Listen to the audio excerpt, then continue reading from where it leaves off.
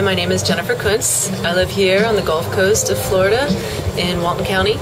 I own an organic juice bar and have done several community efforts out of that trailer. It's actually in an Airstream trailer. I've done several community efforts out of that trailer, one of which being a farmer's market that I started a few years ago, and a film series where we educate our community about our food and chemicals in the environment and how they affect our living here on the Gulf Coast and how they affect us individually.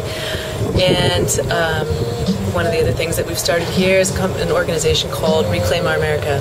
And Reclaim Our America is an organization that was formed after the Deepwater Horizon oil spill. And it was formed in direct response to what reaction we were seeing from our government. Not only our government, but from BP and our own personal experience here on the Gulf Coast, and feeling really helpless and feeling like no one was sharing information with us.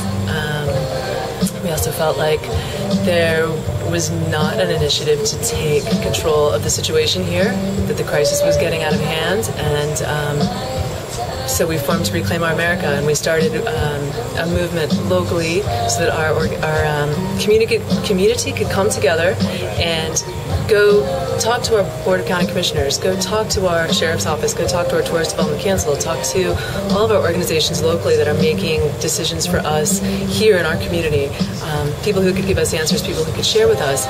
So the efforts of that have been far wide-reaching, actually. And one of the efforts that we started was what I call prayer flags for the United States of America to move away from their dependency on oil. All right, well, we're in Seaside, Florida, and one of the organizations called Reclaim America has put up some flags about what every American can do to try to help our energy problems that we're having since the BP oil spill. So you'll notice people are saying they're going to ride their bicycle more, they're going to not eat out as much. They are, if I should have done this earlier. A lot of it has to do with driving, though, so they're not going to be using as much fuel. What they look like is their little 4x6 American flags.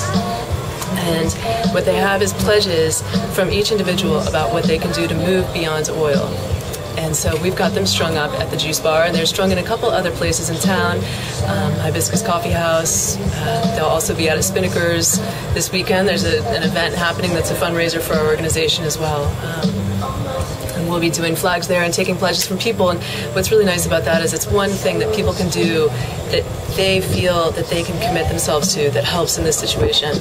Just one thing. What is your commitment to move beyond oil in this scenario? So, and then we keep them strung up, and we'll keep them strung up forever until we move beyond oil. People love it. They love it. It's something they can grasp, but they can get. You know, sometimes it's hard to get involved in politics and to be really active in your community and to even understand how that process works. And so it's nice to have one way that you feel like you can join together with your community, you can make pledges, your community can see what you've said that you do, and you might even be able to hold your friends accountable and say, hey, I saw that you said you'd ride your bike to work one day. Where's your bike? You know, where are your bags for the grocery store? Are you bringing your lunch to work in your containers? So it's been very well received locally, and I've had several news channels show up and do, you know, little articles or little, I guess, news blurbs on the flags. They found them very intriguing, and it's been a really positive response. Nice. Really positive. And what has been your personal experience since the oil spill here in the area? It is wide and varied, actually. My experience is been sadness and disappointment and fearful and hopeful. You know, it's like as a community member here and somebody who has invested so much time and energy in a place, it's difficult to imagine that this place might not be here for you anymore, or that the environment might be so toxic that you can't get into it, you can't experience it, you can't share it. It's kind of like living in Colorado and not being able to go into the mountains. It's really awful, actually. And what about you have pets, you said, right? And I do have pets. I do, and my poor little dog. It's her, you know, the summer is her bane. She's got a thick coat, and it's so hot here, and it's so buggy and everything that her only salvation from the summer is swimming in the Gulf, and she loves it. So it's been challenging to find a place for her to go. Yeah, and why can't you take her in there? I don't know. there's something about it that doesn't feel right. Yeah. And I mean, I haven't been in the Gulf since the oil spill, and most of the people that are local, I can't say most, a lot of the people locally have not been in the Gulf either. Yeah. What would it take for you to trust any reports and go back into the Gulf? It's been really challenging, actually, to find reports of water and air testing. And that's probably my biggest concern living here on the Gulf Coast right now, is that we can't get any real comprehensive tests, anything that's real firm that says this is what's in the air and this is what's in the water. And the water is difficult to test because it's shifting and there's so many variables that I think that it needs to be tested in multiple places, multiple times a day, every day. And it's excessive. I know it's excessive, but it's people's health, and it's a human health risk at this point. And it's concerning. So until there's some hard facts out there that say your environment is safe, and there's some independent testing and there's some bureaucratic testing, I'm not sure that this is the end-all be-all for me. I'm not sure this will remain my home.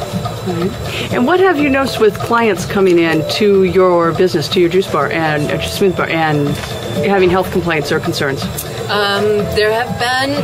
This has just been a really odd summer. I do have an organic juice bar, and so I work with people who have obviously young children like smoothies, and so do adults. But what I see a lot are people who have compromised immune systems, people who are cancer patients, people who have cirrhosis of the liver. I mean, I get any number of people who are trying to nurse themselves back to health, and it's concerning to me because those people are also swimming in the water, and I can't resist telling them that I have not been in the water. I would never tell anybody the water wasn't safe to be in, but I do think that it's important that people be informed about the water, and I've seen a decent amount of people show up to the juice bar this summer, with really strange symptoms of excessive vomiting, respiratory issues, headaches, sore throats, severe sinus issues that they haven't been able to get rid of. And it's I think the thing that breaks my heart the most about it is that as a tourist, you come to this area and your exposure is limited. It's very short.